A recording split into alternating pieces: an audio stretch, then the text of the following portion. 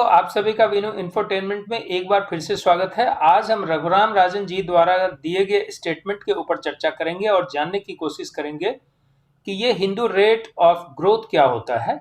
क्योंकि अभी रघुराम राजन साहब ने अपने इस स्टेटमेंट से कि India is dangerously close to Hindu rate of growth से पूरी दुनिया में चर्चा का विषय बने हुए हैं और पूरी दुनिया के इन्वेस्टर के लिए एक ऐसा संशय का स्थिति पैदा कर दिए हैं कि भारत में ग्रोथ होगा या नहीं और उनका इन्वेस्टमेंट सेफ रहेगा कि नहीं। यह तो वो ही जानते होंगे कि वो किस नैरेटिव का हिस्सा है और क्यों मोदी सरकार पे ऐसा तीखा प्रहार उन्होंने किया है। लेकिन उनके प्रहार का असर जो है वह दूरगामी भारत पे देखा जाएगा, खास करके तब जब आपके देश में G20 की मेजबानी चल रही हो और दुनिया के सभी देशों के लोग आपके यहाँ आते हों। हिंदू रेट ऑफ ग्रोथ शब्द की उत्पत्ति राजकृष्ण जी के द्वारा किया गया था। उन्होंने 1978 ईस्वी में भारतीय अर्थव्यवस्था के ऊपर जब उन्होंने रिसर्च किया तो उन्होंने पाया कि 1950 ईस्वी से लेकर के 1978 ईस्वी तक में भारत की जो प्रगति हुई है, जो आर्थिक विकास की दर रही है, वो लगभग 3.5% से लेकर के 4% के आसपास ही सिमटी रही है। तो उन्होंने इस चीज के ऊपर उन्होंने ये शब्द कॉइन किया कि ये हिंदू रेट ऑफ ग्रोथ है, क्योंकि भारत जो है धार्मिक आधार पे बंटवारा हुआ था और भारत में चाहे सेकुलरवादी सरकार रही हो, लेकिन लोगों के नजरिए में यह एक हिंदू राष्ट्र के रूप में ही था जनमानस में। तो उन्होंने एक हिंदू कम्युनिटी के बीच में विकास करने की जो क्षमता है उसका एक आकलन किया और एक तरीके से एक कटाक्ष किया था कि आपकी विकास की क्षमता यही है। यह शब्द किसी भी अर्थव्यवस्था के लिए, खास करके भारतीय अर्थव्यवस्था के लिए, एक गाली से कम नहीं है, जिनका कि प्रयोग रघुनाथ राजन जी ने पुनः 2023 ईस्वी में कर मोदी सरकार को सकते में डाल दिया है। और इतने तीखा हमला झेलने के लिए शायद मोदी सरकार तैयार नहीं थी।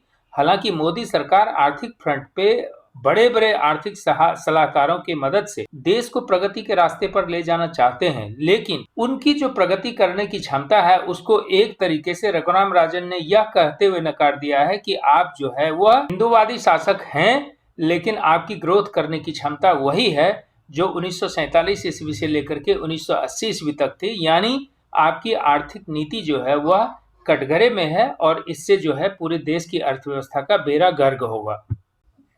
मंदगति अर्थव्यवस्था का पर्याय बना हुआ यह हिंदू रेट ऑफ ग्रोथ जो है, इसको दोबारा से दोहरा करके श्री रघुराम राजन ने इस बात की ओर इंगित किया है कि आपका जो क्वार्टरली सिक्वेंशियल क्वार्टरली ग्रोथ जो है वह गिर करके अभी जो है वो 4.4% के आसपास आ चुका है, जो कि पिछले क्वार्टर में इसी समय में 5.6% था, जबकि फर्स्ट क्वार्टर में यह 13.6% था और उसके बाद ये आगे आकर के जो है 6.7% और फिर ये गिरते हुए 4.4% पे आ गया है।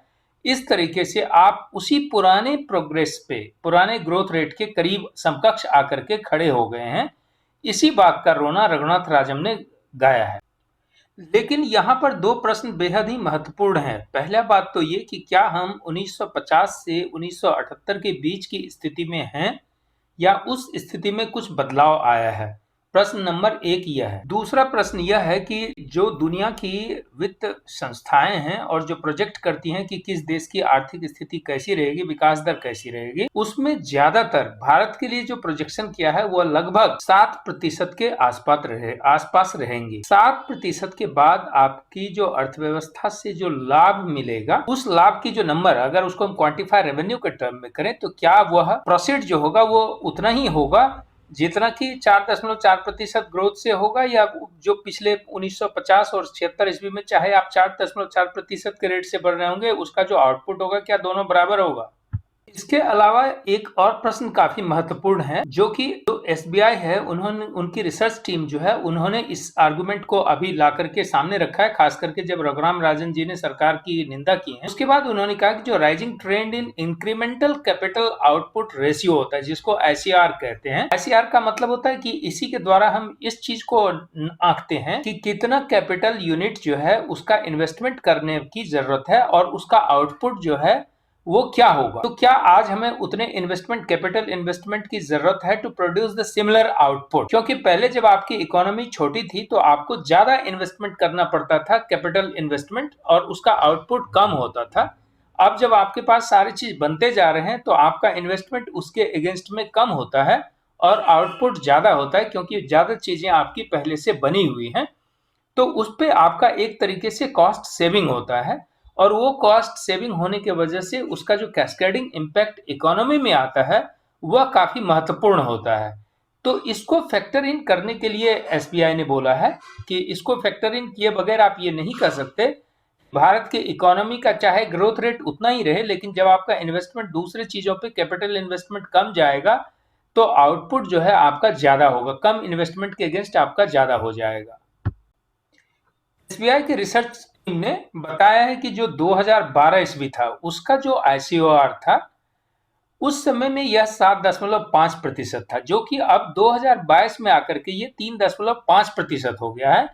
इसका मतलब half of the capital is not needed for the next unit of output. Means आपको जो अब जो आउटपुट चाहिए उसके लिए आपको लगभग आधे खर्च करने पड़ेंगे। तो आधे खर्च करने पड़ेंगे तो आपकी इकोनॉमी को कैपिटल इन्वेस्टमेंट उतना ज्यादा नहीं करना पड़ेगा टू क्रिएट, मान लीजिए इंफ्रास्ट्रक्चर या बहुत सारी चीजें हैं उस पर उतने खर्च करने की जरूरत नहीं पड़ेगी, जबकि उससे जो आउटपुट आएगा वो ज्यादा आएगा। इस तरीके से जो रिड्यूसिंग आईसीओआर है जो इस साल होगा, that reflects relatively increasing efficiency of capital, यानी जो आपकी कैपिटल है उसकी गुणात्मकता और उनकी जो क्षमता है वो काफी बढ़ जाएंगी। उसी तरह से कहता है कि जो आज के दिन में है ये इस आईसीआर का काफी महत्व है, जो कि यह बताता है कि आपकी जो अर्थव्यवस्था है वह एक मजबूत स्थिति में है।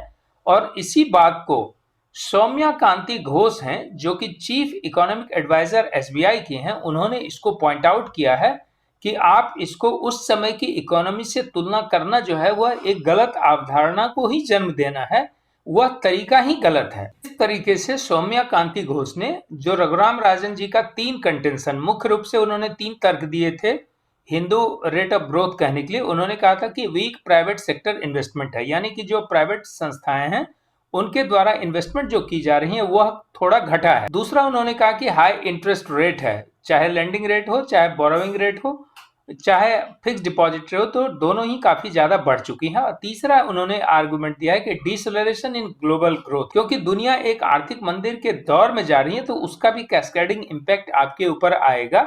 यह तीनों फैक्टर ही मिल करके आपके ग्रोथ को 4.4% पे सिमटा सकता है। लेकिन इस चीज को मोदी सरकार के जितने भी इकोनॉमिक एडवाइजर हैं वह भी इन समस्याओं से वाकिफ हैं और इनको ऑफसेट करने के लिए उन्होंने कई सारी तैयारियां कर रखी हैं। इसलिए रघुराम राजन जी को इस मुगालते में नहीं रहना चाहिए कि भारत में उनके बराबर का कोई इकोनॉमिस्ट नहीं है और वह ऐसे मुद्दों को ना समझता हो और इसके समाधान के लिए उनके पास कोई रास्ता ना हो।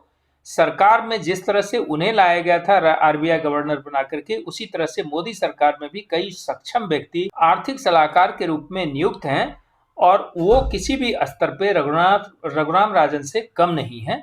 इसलिए मोदी सरकार ने इन सारी चीजों से निपटने की पूरी तैयारी कर रखी है, जिसका परिणाम है कि आज भारत की स्ट्रेचर पूरी दुनिया में इतनी आगे बढ़ी है और इसको एक इकोनॉमिक सिल्वर लाइनिंग के रूप में, मीन्स एक सुनहरा चमकता हुआ आर्थिक विकास दर के रूप में देखा जाता है और पूरी दुनिया आज भारत के ऊपर निगाहें टिका करके बैठी हुई है।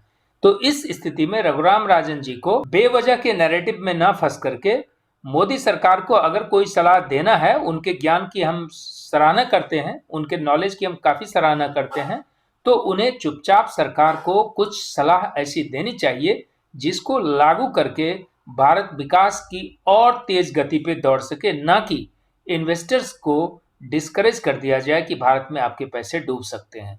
उम्मीद करते हैं कि आपको ये कंटेंट अच्छा लगा होगा। आप सभी दर्शकों को पुनः धन्यवाद।